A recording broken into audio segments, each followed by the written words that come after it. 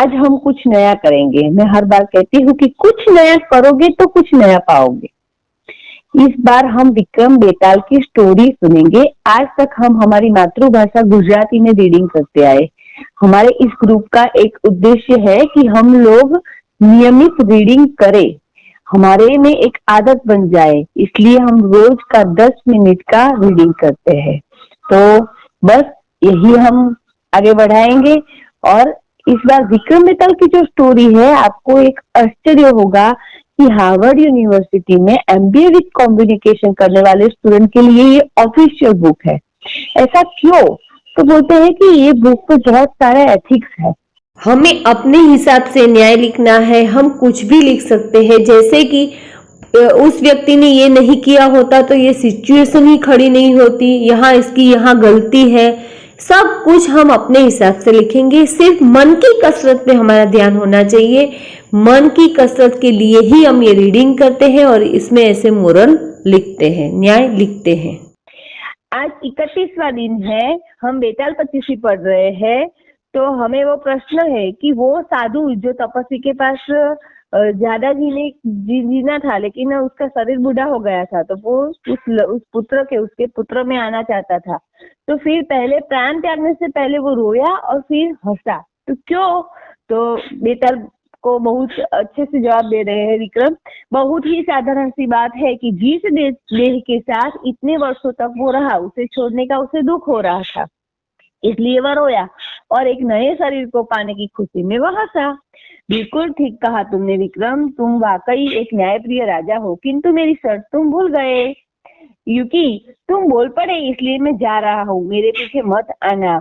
जिस साधु के कहने पर तुम मुझे पकड़ने का प्रयास कर रहे हो, वो बहुत ही बड़ा ढोंगी है, इसके विचार अच्छे नहीं है। अभी भी समय है विक्रम, संभल जाओ वरना बहुत पछताओगे। कहते कहते वो फिर से चला जाता है, लेकिन फिर से विक्रम उन्हें पकड़ लेते हैं और फिर अपने कंधे पे लाद के चलते हैं। और फिर वही उसी तरह वो शर्त रखता है और अपनी नई कहानी शुरू करता है। विक्रम, तू भी बड़ा जिद्दी है, मानता ही नहीं। कितनी बार समझाया कि वह साधु बहुत बड़ा ढोंगी है। कोई बात नहीं, इस बार तुम्हें मैं एक नई कहानी सुनाता हूँ, तुम बस चुप रहना, बोलना नहीं। अब की बार विक्रम ने मन में पक्का निश्चय कर लिया, वह कहानी पर ध्यान ही नहीं देगा। जब कहानी सुनेगा ही नहीं तो बेताल के प्रश्न का सही उत्तर देने का भी में सफल भी नहीं होगा, और तब बेताल कुछ कर भी नहीं सकेगा, क्योंकि वो जानबूझकर उत्तर न देने के अपराध से बच जाएगा। उसमें शर्त थी कि यदि तुम्हें जवाब पता होगा और तुम नहीं बोलोगे तो तुम्हारा सिर चूर चूर हो जाएगा, और यदि तुम जवाब दोगे तो मैं तुम्हारी कैद से आजाद हो जाऊंगी, तो आजाद हो जाऊंगा। तो बस अब देखते हैं आगे क्या होता है। बेताल ने कथा सुनानी शुरू करी। घरपुरा के महामंत्री ने राजा के विरुद्ध विद्रोह कर दिया। राजा किसी प्रकार अपनी पत्नी पुत्री को लेकर राजमहल से बचकर भाग निकला। महामंत्री के सैनिकों से बड़ी मुश्किल से अपनी व अपने परिवार की जान बचाता हुआ राजा घने जंगल में जा छिपा। वहां पर एक चोर की दृष्टि राजा तथा उसकी पत्नी व पुत्री के आभूषणों पर पड़ी। चोर ने उन सभी आभूषणों आदि के लूट कर राजा की हत्या कर दी। अब केवल राजा की पत्नी व पुत्री ही बाकी बचे थे। अपनी दुर्दशा पर माँ बेटी खूब जोर जोर से रोए। रोने के अलावा उनके पास कोई और चारा भी न था। फिर रोते रोते ही न जाने कब उन दोनों की आंख लगी और वे सो गई। उसी जंगल में किसी नगर का राजा अपने पुत्र के साथ शिकार खेलने आया था। शिकार के पीछे भागते भागते वे उस स्थान पर पहुंच गया जहां पर ये माँ बेटी सो रहे थे। जंगल में दो अकेली स्त्रियों को सोता देखकर वो हैरान रह गया। पिता पुत्र दूर खड़े होकर उन दोनों को देखने लगे। पुत्र ने कहा, पिताजी, मैं कुंवारा हूँ और आप विदुर है, क्यों न हम इन दोनों से इनसे विवाह कर लें। विचार बुरा तो नहीं है पुत्र, लेकिन कौन किससे विवाह करे। पिताजी, यह देखिए, इन दोनों स्त्रियों के पैरों के निशान। हम दोनों के इन निशानों के सहारे उन स्त्रियों तक पहुंच सकते हैं। जिसको जो स्त्री मिलेगी वो उसी के विवाह कर लेगा। उन पैरों के निशानों के सहारे चलते हुए वो दोनों उन स्त्रियों के पास पहुंचे। राजा जिस निशान से चला वह पुत्री के थे और राजकुमार वाले उनकी माँ के थे निशान। लेकिन यह पहले से ही तय हुआ था। जाने जाने के कारण इस अपना भाग्य समझते हुए राजा ने पुत्री से और राजकुमार ने उसकी माँ से विवाह करने का प्रस्ताव रखा। बेसहारा होने के कारण उन दोनों ने प्रस्ताव को स्वीकार करके उनसे विवाह कर लिया। विक्रम, कथा तो यहीं पर समाप्त हो गई, लेकिन तुम यह बताओ कि विवाह के बाद माँ और बेटी का नया संबंध क्या बना। विक्रम चुप रहा। शीघ्र बताओ विक्रम, वरना तुम्हें मार डालूंगा। विक्रम चुप रहकर कुटिल मुस्कान करता हुआ मुस्कुराता ही रहा। बेताल समझ गया कि विक्रम ने इस बार कथा को ध्यान से सुना ही नहीं, इसलिए वह प्रश्न का उत्तर दे ही न सकेगा। विक्रम, तुम वाकई बड़े बुद्धिमान हो। मैं जानता हूँ इस बार तुमने कथा सुनी ही नहीं, इसलिए तुम्हें मेरे प्रश्न का उत्तर भी नहीं देना पड़ेगा। पता है, ठीक है, अब मुझे अपने बचपन का वचन का पालन करने में सफल हो जाओगे। लेकिन अब मेरी बात बड़े ही ध्यान से सुनो। इस कहानी में क्या रिश्ता होगा वो तो हम लिखेंगे ही। चलो ना, बेटी उसकी माँ की माँ बन गई। और ऐसा कहीं होता है कि कोई पैरों के निशान पे किसी से शादी कर ले? अरे वो भी तय कर सकते थे ना कि भाई मैं बड़ी उम्र की हूँ, मैं आपसे शादी नहीं कर सकती हूँ छोटे से। कुछ भी, चलो हमें इसके बारे में जो भी लिखना है वो हम लिखेंगे, पर आगे हम देखते हैं कि क्या होता है। अब तुम मेरी बात ध्यान से सुनो। मैं तुम्हें बार बार एक ही बात कहता रहा हूँ कि जिस साधु के पास तुम मुझे ले जा रहे हो वो बड़ा झूठा मक्कार है, ढोंगी है, उसका उद्देश्य कुछ और ही है। वह जिस साधना को पूरा करने में लगा है उससे देवताओं और इस पृथ्वी पर रहने वाले प्राणियों का नुकसान होगा। वह संपूर्ण ब्रह्मांड पर विजय प्राप्त करना चाहता है और इसके लिए उसे किसी बलि की जरूरत पड़ेगी। उस दूत की निगाह तुम पर है विक्रम। विक्रम, मैं बिल्कुल सच कर रहा हूँ। बलि के लिए उसे सच्चे व न्यायप्रिय राजा की जरूरत है। उस मक्कार साधु को पता है कि मुझे लाने में तुम्हें देर लगेगी, इसलिए उसने जानबूझकर तुम्हें मुझे लाने के लिए भेजा है ताकि वह अपनी साधना पूरी कर सके। अब जब तुम मुझे उसके पास ले जाओगे तो उसकी साधना पूरी हो चुकी होगी विक्रम। विक्रम, जब तुम मुझे उसके पास लेकर जाओगे तो वह तुम्हें देवी माँ के चरणों में झुककर प्रणाम करने के लिए कहेगा। तब तुम यह समझ जाना कि उसके इरादे नेक नहीं है, वह तुम्हें बलि के लिए तैयार कर रहा है। महाबली विक्रम, तब तुम चतुराई से काम लेना और उस साधु से कहना कि मैं राजा हूँ, सारे संसार मेरे सामने झुकता है, सारा संसार मेरे सामने झुकता है, झुकना मुझे नहीं आता। तुम मुझे देवी माँ के सामने झुक कर दिखाओ कि कैसे झुका जाता है। जब वह देवी माँ के सामने झुके तुम तलवार से उनकी गर्दन काट देना। विक्रम, ऐसा करके तुम देवताओं और पृथ्वी पर रहने वाले सभी जीवों की रक्षा करोगे। मुझे जो कहना था वो मैंने कह दिया। इतना कहकर बेताल चुप हो गया। बेताल की बातों को ध्यान से सुना विक्रम ने और मंद मंद मुस्कुरा दिया। बेताल को लेकर विक्रम उस साधु के पास पहुंचा। जैसा बेताल ने कहा था, ठीक है, वैसा ही साधु ने विक्रम से कहा।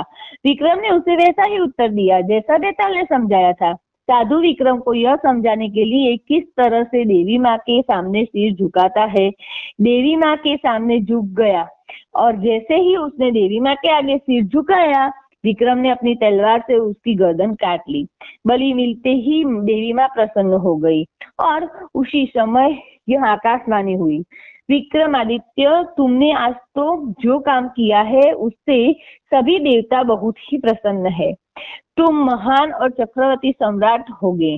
तुम्हें संसार में यश की प्राप्ति होगी। तुम्हारी गाथा युगों युगों तक लोगों के बीच कहीं सुनी जाती रहेगी।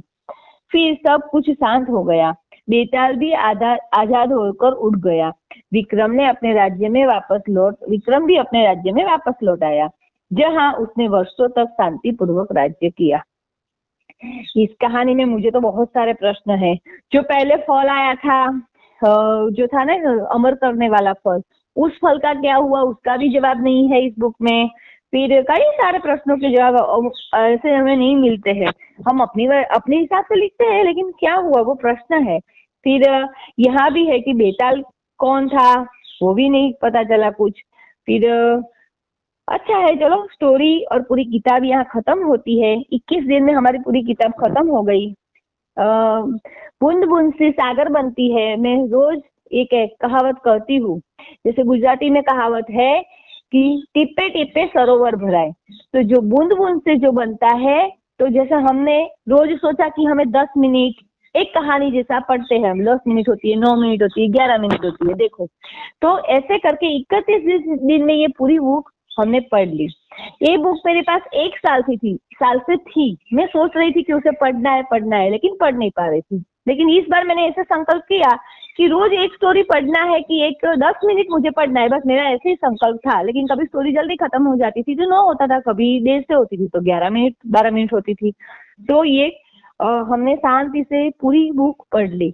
इसी तरह हमने 1.5 साल से हमारे ग्रुप में, हम लोग गुजराती है, तो हमारे ग्रुप में हमने बहुत सारी किताबें पढ़ी है और उसमें हमको बहुत मजा भी आया है।